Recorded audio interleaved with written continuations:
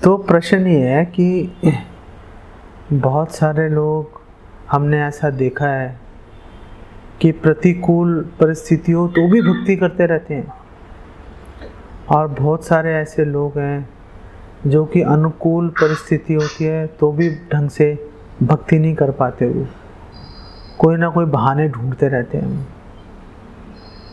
तो आपकी बात सही है। जो माता जी मुझे भक्ति में लेके आई, वो उनके घर में बहुत समस्याएं थी, उनके पति उनको भक्ति करने में सहयोग नहीं देते थे। तो वो माता जी जो हैं वो टॉयलेट में बंद होकर 16 माला का जप किया करती थी। वो कर रही थी। और हम लोग हैं, हम लोग छोटी छोटी बातों के ऊपर हम लोग सोचते हैं कि ओ आज गला ख़राब हो गया, आज हाथ में दर्द है, आज बर्थडे है, आज घूमने जाना है, चलो कल कर लेंगे, या एक दिन नहीं किया तो क्या हो जाएगा। हम इस तरह के बहाने ढूंढते रहते हैं। एक माताजी का मुझे एक बार फ़ोन आया, मैं कभी उनसे मिला नहीं, लेकिन पता नहीं किसी ने उनको मेरा नंबर दिया था। तो राजस्थान में थी वो, तो उन्होंने मुझे फ़ोन किया और मैंने हरे कृष्णा बोला और एकदम रोना शुरू कर दिया उन्होंने ज़ोर ज़ोर से। तो मैंने उनसे पूछा, अरे माताजी क्या हो गया, आप थोड़ा धीरज रखो, थोड़ा बात करो। तो उन्होंने बताया कि मेरे हस्बैंड मेरे से दुर्व्यवहार करते हैं, मारते पीटते हैं, गाली गलौज करते हैं, तो मैं क्या करूं। तो मैंने उनको बोला, क्या आपको वो माला करने से, जप करने से रोकते हैं? तो उसने कहा, नहीं माला करने से तो नहीं रोकते। तो मैंने उनको बोला, चुप करके उनकी सेवा करते रहो, वो आपसे दुर्व्यवहार कर रहे हैं, वो तो आपके पुराने कर्मों का फल है, चलो उसको भुंजान एव आत्मकृतम विपाकम, भागवतम 10:14-8 में ब्रह्मा जी कह रहे हैं, अपने जो भी विपत्ति आ रही है उसको अपने बुरे पिछले पापों का फल समझ के उसको भोग लो, बात खत्म हो जाएगी।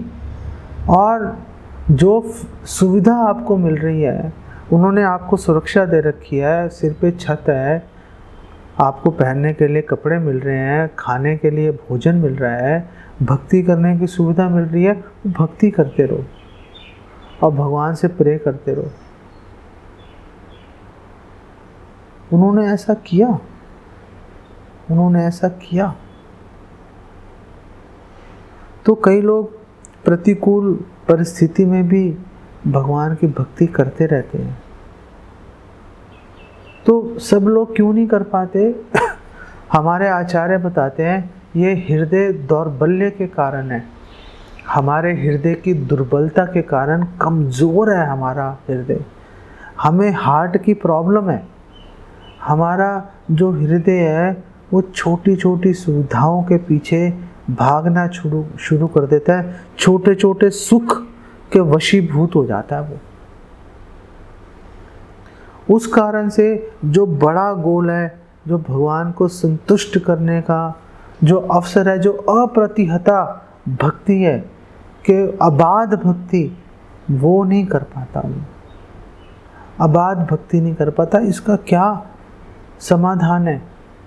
इसका समाधान है कि हमें लगातार भगवान से प्रार्थना करते रहना चाहिए। हमें भगवान को ये बोलना चाहिए, हे भगवान, हमारा हृदय बहुत ही कमज़ोर है, हम संकल्प लेते हैं, 5 मिनट में टूट जाता है वो संकल्प, ज़्यादा देर तक नहीं बना के चल पाते हम उसको। अभी सोचते हैं, अभी ख़त्म हो जाता है वो संकल्प। सोचते हैं रोज़ सुबह 4 बजे उठ के मंगला आरती करेंगे, जब टाइम आता है तो नहीं उठ पाते। रोज़ सोचते हैं 16 माला का जप करेंगे, कोई ना कोई अड़चन हम अपने आप ही अपने ऊपर ओढ़ लेते हैं और हम कर नहीं पाते।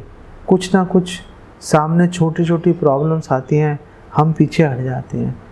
हे भगवान, आप महान हो, आप आपने जन स्थान के अंदर जब जयंत, इंद्र का पुत्र जयंत जब माता सीता को परेशान कर रहा था, आपने घास के तिनके को ब्रह्मास्त्र बना दिया था। आप में ताकत है, आप एक घास के तिनके को ब्रह्मास्त्र बना सकते हो। आपने प्रहलाद महाराज की अनेक विपत्तियों में रक्षा की। आपने महारानी कुंती, द्रौपदी, पांडवों की अनेक विपत्तियों में रक्षा की।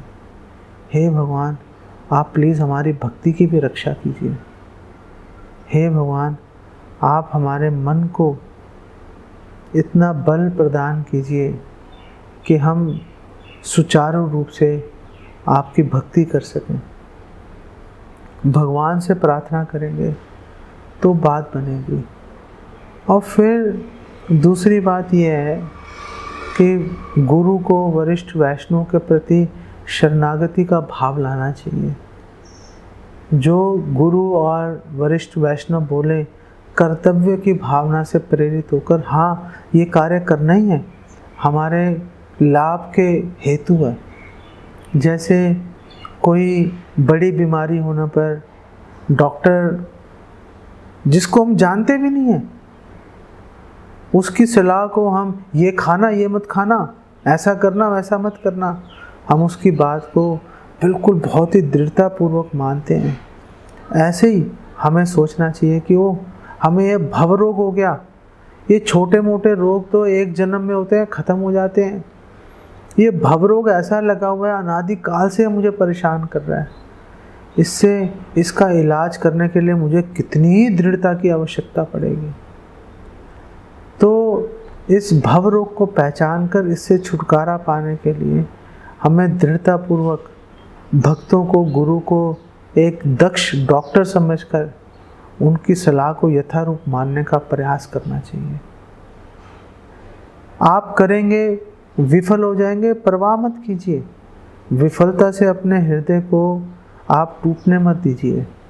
ये मत सोचिए कि अरे हो तो पा नहीं रहा, छोड़ो, अब बार बार भी प्रयास करने का क्या लाभ है। आप प्रयास करते रहिए, आप प्रयास करते रहिए। करत करत अभ्यास ते जड़मति होत सुजान, रसरी आवत जावत ते सिल पे पड़त निशान।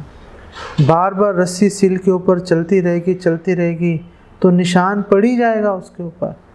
ऐसा हो ही नहीं सकता कि निशान नहीं पड़े। रस्सी छोड़ो, अगर पानी भी टकराता रहता है चट्टान से, तो उसके नुकीले किनारों को बहता हुआ पानी गोल बना देता है। आप प्रयास करना मत छोड़ो, आप प्रयास करना मत छोड़ो। ये सोचो कि भव रोग का यही एकमात्र उपाय है, मुझे गंभीरता से इसके बारे में प्रयास करना चाहिए। आप करोगे नीचे गिरोगे, करोगे नीचे गिरोगे, परवाह मत करो। एक छोटा बच्चा जब चलने का प्रयास करता है तो कई बार नीचे गिरता है, सैकड़ों बार नीचे गिरता है, फिर एक दिन उठ के चलना शुरू कर देता है। ऐसे ही आप बार बार नीचे गिरोगे, उसकी परवाह मत करो, उसकी चिंता मत करो। आप बस उठ के फिर प्रयास करना शुरू कर दो, फिर गिरोगे, फिर उठ के प्रयास करना शुरू कर दो। एक समय आएगा आपको पता भी नहीं चलेगा कि आप गिरे ही नहीं नीचे। बिना नीचे गिरे आप बहुत लंबा रास्ता तय कर लोगे, आपको पता ही नहीं चलेगा।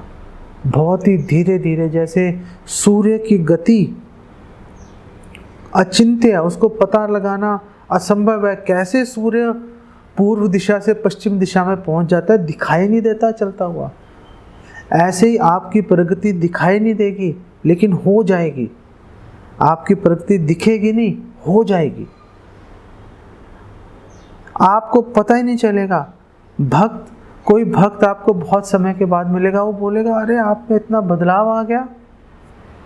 ये तो बहुत ही आश्चर्य और उत्साह की बात है।